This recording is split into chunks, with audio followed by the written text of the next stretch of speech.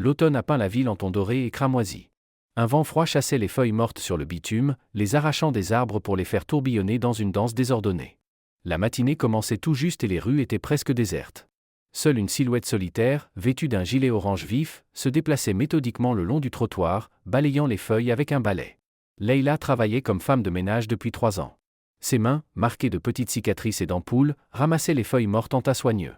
Malgré la dureté du travail, ses gestes avaient une certaine grâce, et dans son profond regard noisette brillait une étrange confiance, presque mystique. Elle ne se plaignait pas de la vie. Ce travail lui assurait un revenu modeste mais stable, suffisant pour aider ses parents et ses frères cadets. Soudain, le calme matinal fut brisé par un grondement sourd d'un puissant moteur. Un Bentley noir glissait lentement sur la route, son châssis poli reflétant les rares rayons du soleil. La voiture s'immobilisa doucement à proximité, puis la porte s'ouvrit dans un claquement net. Avant de continuer, abonne-toi à la chaîne et dis-moi d'où tu viens. Allons voir jusqu'où cette histoire nous mènera. Un homme grand, vêtu d'un costume bleu marine impeccablement taillé, sortit du véhicule. Son visage était pâle, presque translucide, et des cernes profonds étaient visibles sous ses yeux. Malgré ses vêtements coûteux et sa démarche assurée, la fatigue se lisait dans son regard, celle d'un homme conscient que le temps lui était compté. Il s'avança lentement vers Leila, sortit une carte de crédit noire de la poche intérieure de sa veste et la lui tendit.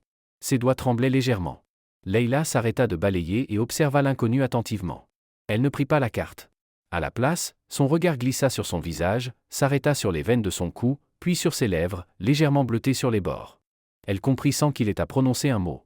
L'homme plissa les sourcils, mais ne retira pas la main. « Il me reste 3 jours, murmura-t-il. Que cet argent profite à quelqu'un. » Leila secoua la tête.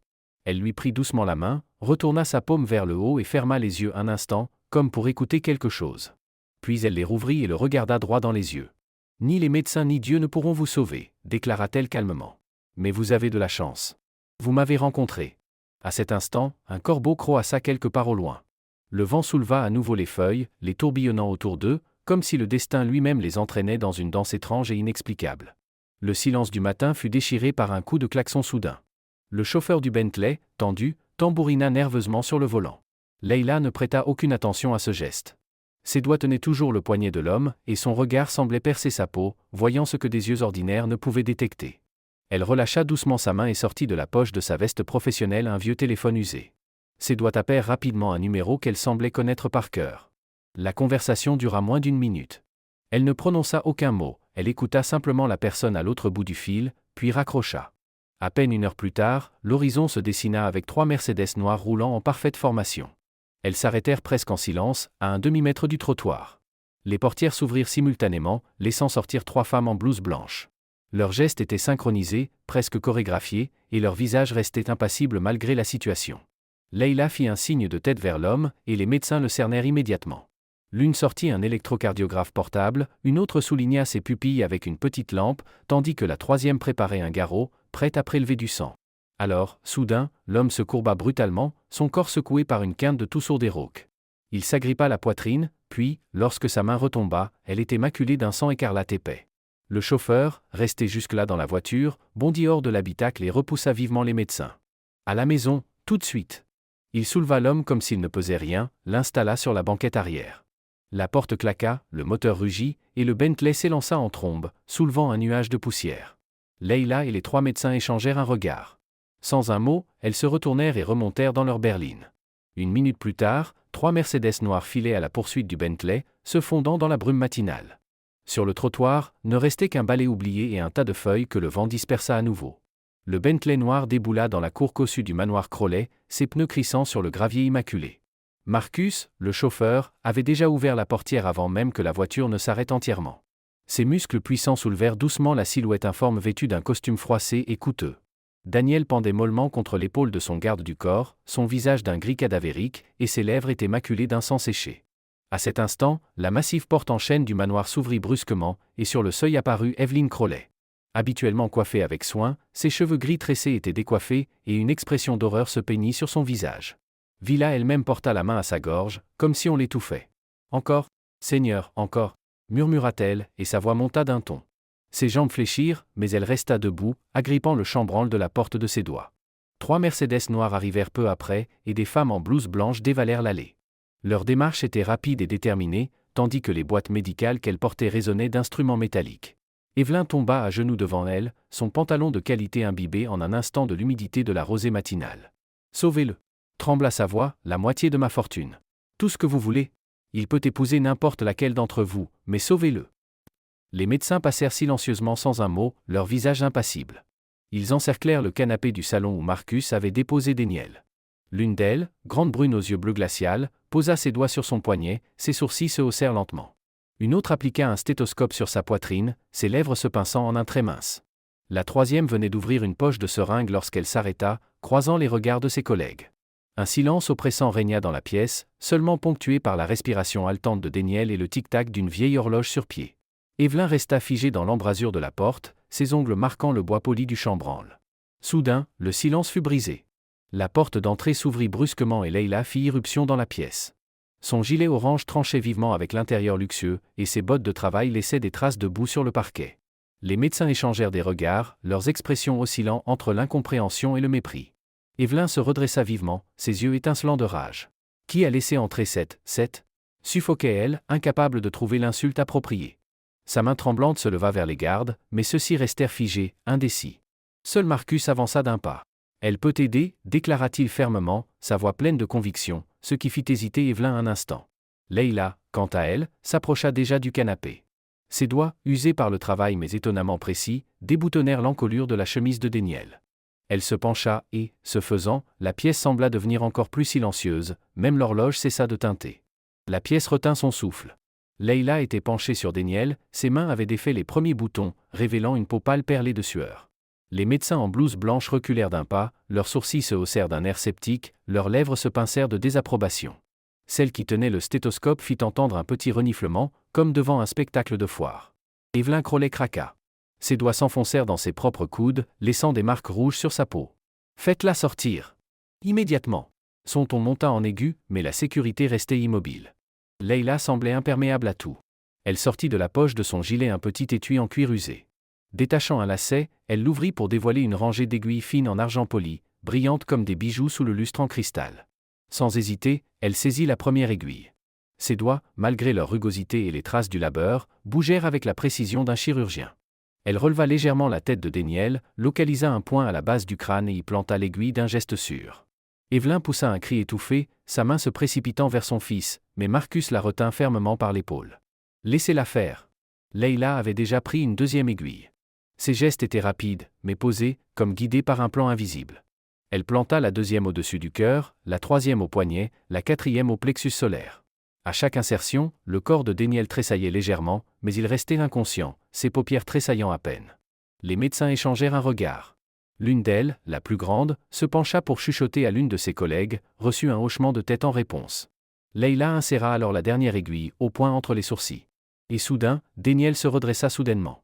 Son corps se tendit en spasmes, ses muscles se contractèrent violemment, puis un gémissement rauque et glougloutant s'échappa de sa gorge. « Il meurt !» hurla Evelyn en se ruant vers lui, mais il était déjà trop tard. Déniel pivota brusquement la tête et cracha sur le tapis immaculé un épais caillot de sang noir. Puis il retomba sur le canapé, sa respiration redevenant régulière, son teint moins cadavérique. Leila retira lentement les aiguilles, les rangeant dans leur étui sans un regard pour Evelyn, tremblante de fureur et de peur, ou pour les médecins.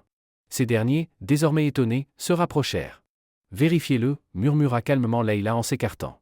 Les médecins s'empressèrent auprès de Déniel, l'une prit son pouls, l'autre posa son stéthoscope, la troisième ajusta un tensiomètre. Leurs yeux s'agrandirent. Le rythme cardiaque était régulier. La tension s'était stabilisée. Même la couleur de sa peau revenait à un aspect normal. Lorsqu'elles se relevèrent pour interpeller Leila, elle avait déjà disparu de la pièce. Seul subsistait sur le plancher un filet de sang et une légère odeur d'armoise qui flottait dans l'air. Un matin glacial et gris s'était levé. La pluie d'automne tombait en bruine sur les rues, transformant les feuilles mortes en une bouillie brune et glissante. Enveloppée d'un imperméable usé, Leila balayait méthodiquement cette masse sur le trottoir devant l'hôpital municipal. Son balai émettait un bruit rythmé de frottement, se mêlant aux gouttes frappant la marquise en tôle. Ses gants de travail ne protégeaient guère du froid, et ses doigts s'engourdissaient peu à peu. Mais Leila ne prêtait aucune attention à cet inconfort, ses pensées étaient ailleurs. Depuis 2 mois, rien n'avait changé, même travail, même trajet, même personne fatiguée, pressée de passer sans voir la femme au gilet orange. Soudain, le grondement familier d'un moteur coupa le bruit de la pluie. Leila ne leva pas la tête immédiatement, jusqu'à ce que l'extrémité de son balai se heurte à une paire de chaussures vernis noires. Se redressant lentement, elle vit Daniel Crowley. Il avait l'air différent, un teint sain, un regard clair, une posture assurée. Son manteau de laine coûteux le protégeait de l'humidité, mais il se tenait sans parapluie, laissant les gouttes s'échouer en perles sur ses cheveux noirs. Leila remarqua qu'il observait attentivement ses traits, comme s'il cherchait à lire quelque chose dans son visage. Elle ne décelait plus la fatigue, juste une étrange combinaison de gratitude et de quelque chose de plus complexe, qu'elle ne parvint pas à identifier sur le champ. Il tendit la main, et Leila recula machinalement d'un pas, serrant le manche du balai. La pluie s'intensifia, coulant sur sa capuche et la forçant à cligner des yeux. Le silence s'installa, seulement troublé par l'eau et le son lointain des klaxons.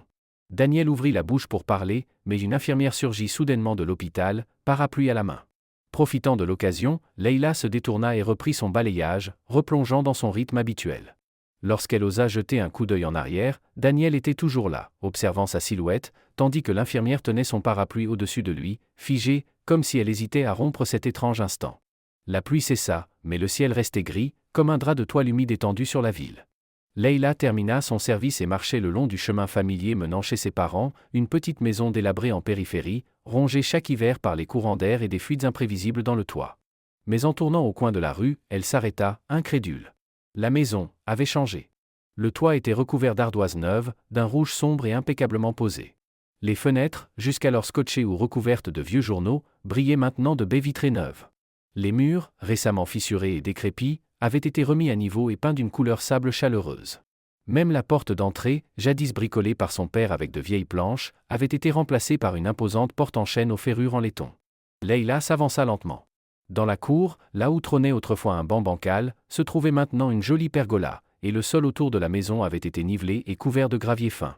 Par une fenêtre ouverte, elle entendit le rire de ses frères cadets, un son vif et insouciant, qu'elle n'avait pas entendu depuis des années. Elle entra. Une odeur de peinture fraîche et de bois lui parvint. Le parquet, autrefois grinçant et irrégulier, était désormais recouvert d'un revêtement stratifié, et dans un coin du salon trônait un nouveau canapé. Son père était assis dans le fauteuil, celui dans lequel il gémit toujours de douleur au dos, mais son visage était serein, ses yeux clairs. « On m'a opéré », fit-il simplement, remarquant son regard. « Dans cette clinique privée où on nous a inscrits, d'une façon assez fortuite. » Sa mère sortit de la cuisine, s'essuyant les mains sur son tablier. Ses yeux étincelaient. Et tes frères ont été acceptés dans une nouvelle école. Ils ont reçu une bourse. Ils disent que ce sont des élèves prometteurs. Leila resta silencieuse. Elle s'approcha de la fenêtre et aperçut dans la cour un Bentley noir stationné à l'ombre d'un vieux chêne. Marcus était au volant, mais Daniel n'était pas dans la voiture. Elle serra les poings. Il n'avait rien exigé. Il n'avait pas demandé à la rencontrer. Il avait juste agi. Quelque part, dans la ville, derrière les hautes murailles de son bureau, Daniel Crowley regardait probablement par la fenêtre, pensant à cette femme de ménage qui lui avait sauvé la vie. Et pour la première fois depuis longtemps, Leila ressentit quelque chose d'étrange, ni colère, ni irritation, mais une étrange chaleur inconnue, une douleur douce dans la poitrine. Le serveur, impeccable dans son service, apporta les amuse-gueules, un magret de canard nappé d'une sauce aux figues et un risotto aux truffes. Les parfums, étrangers à l'odorat de Leila habituée à la senteur des feuilles mouillées et du bitume, firent se contracter son estomac de manière traîtresse. Elle prit sa fourchette, mais resta figée, ne sachant par où commencer. Daniel remarqua son embarras. Sans un mot superflu, il déplaça délicatement sur son assiette des morceaux déjà découpés. Ses doigts restèrent un instant trop près des siens en lui passant l'assiette. La chaleur de ce contact inattendu résonna étrangement sous la cage thoracique de Leila. Lorsque les coupes furent remplies de champagne, Daniel s'éloigna soudain de la table. Son visage, éclairé par la lumière douce des bougies, prit une expression sérieuse. Il sortit de la poche intérieure de sa veste une petite enveloppe et la posa devant Leila. « Ouvre », lui dit-il simplement. À l'intérieur se trouvaient des photographies, son père en séance de kinésithérapie, ses frères cadets en uniforme d'une académie prestigieuse, sa mère déchargeant des cartons de matériel neuf pour la petite boulangerie dont elle avait toujours rêvé. Et enfin, une photo de leur maison, désormais entièrement rénovée, avec des roses en fleurs devant le perron. Leila leva les yeux. Ils étaient embués de larmes retenues, mêlées à une colère confondue. « Pourquoi » murmura-t-elle. C'était la première question qu'elle lui posait de toute la soirée. Daniel expira lentement. Sa main se tendit par-dessus la table, mais s'arrêta à 1 centimètre de ses doigts, sans oser les effleurer. « Parce que, quand tu m'as sauvé, sa voix était basse, mais chaque mot tombait avec le poids d'une pièce jetée au fond d'un puits, tu n'as rien demandé en retour. Et moi, je voulais simplement voir ton sourire. Une seule fois au moins. » Et à cet instant, Leila comprit. Pendant toutes ces semaines où elle continuait à balayer les rues, il l'avait observé, étudié, mémorisant chaque détail de sa vie pour ensuite, silencieusement, sans ostentation, réparer ce qu'il pouvait. Pas pour la remercier. Pas par devoir. mais parce que ce jour-là, quand elle avait planté ses aiguilles d'argent dans son corps mourant, un lien s'était tissé entre eux. Un lien indestructible. Les pétales blancs des roses jonchaient doucement les marches de marbre du manoir Crowley. Un parfum léger de jasmin et de brise marine flottait dans l'air. Le mariage se célébrait dans le jardin, où d'élégantes arches fleuries formaient un dôme magique. Leila se tenait devant une glace dans l'une des chambres d'invités, peinant à se reconnaître dans son reflet. La robe blanche, faite sur mesure, épousait ses formes, révélant des courbes auparavant dissimulées sous ses vêtements de travail amples. Ses cheveux, autrefois attachés en chignon serré, cascadaient maintenant en ondulations tendres sur ses épaules, simplement ornés d'un fin fil de perles. Elle passa la main sur l'étoffe soyeuse, comme pour s'assurer que ce n'était pas un rêve. Derrière la porte, on entendait les pas, les rires des invités, la musique, l'orchestre jouait quelque chose de léger et aérien. Mais ici, dans la pièce, le silence régnait, comme si le temps s'était ralenti. La porte s'entr'ouvrit et Evelyn Crowley fit son entrée. Elle s'arrêta dans l'embrasure, observant Leila avec la même froideur que le jour où elle l'avait vue pour la première fois entrer dans la maison, les aiguilles d'argent à la main.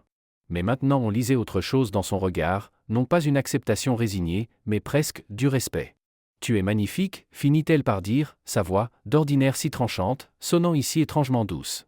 Leila ne répondit pas. Elle savait qu'Evelyn ne lui avait jamais pardonné ni son origine, ni le fait qu'elle, et non une fille digne, devienne la femme de son fils. Mais ce soir cela n'avait plus d'importance. Evelyn fit un pas en avant et tendit, avec hésitation, une petite boîte.